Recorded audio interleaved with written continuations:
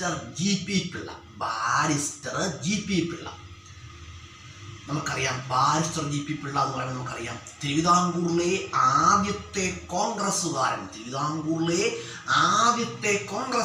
ആരാണ്? Barrister G P പിള്ളയാണ്. അതുപോലെ തന്നെ തിരുവിതാംകൂറിൻ്റെ വന്ധ്യവയോധികൻ എന്നറിയപ്പെടുന്നത് ആരാണ്? ബാരിസ്റ്റർ ജി പി പിള്ളയാണ്. തിരുവിതാംകൂറിൻ്റെ വന്ധ്യവയോധികൻ എന്നറിയപ്പെടുന്നത് ബാരിസ്റ്റർ ജി പി പിള്ളയാണ്. അതുപോലെ തന്നെ പറയുകയാണെങ്കിൽ തിരുവിതാംകൂറിലെ രാഷ്ട്രീയ പ്രസ്ഥാനങ്ങളുടെ പിതാവ് ആരാണ്? ബാരിസ്റ്റർ ജി പി പിള്ളയാണ്. തിരുവിതാംകൂറിലെ രാഷ്ട്രീയ പ്രസ്ഥാനങ്ങളുടെ പിതാവ് എന്നറിയപ്പെടുന്ന ആരാണ്? Barrister G P പിള്ളയാണ്.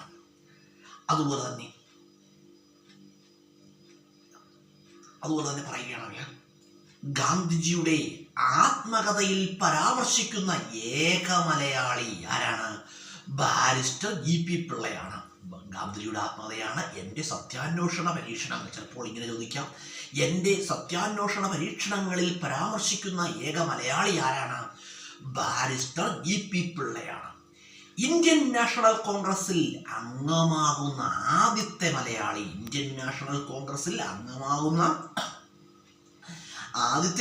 ആരാണ്? Barrister G P പിള്ളയാണ്.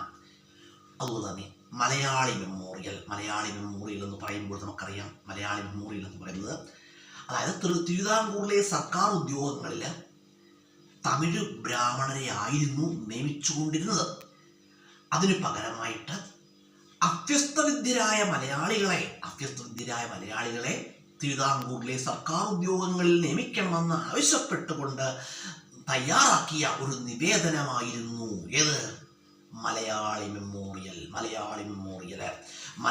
മെമ്മോറിയലിന്റെ പ്രധാന നേതാവായിരുന്നു ബാരിസ്റ്റർ ജി പി പിള്ളയായിരുന്നു. ഡോക്ടർ പൽപ്പു അതിന്റെ ഭാഗമാണ് കേട്ടോ. ഡോക്ടർ പൽപ്പു മലയാളി മെമ്മോറിയലിന് നല്ലൊരു പങ്ക് വഹിച്ചിട്ടുണ്ട്. അതുപോലെ തന്നെ 1028 പേർ ഒപ്പിട്ട ഒരു നിവേദനമായിരുന്നു മലയാളി മെമ്മോറിയൽ.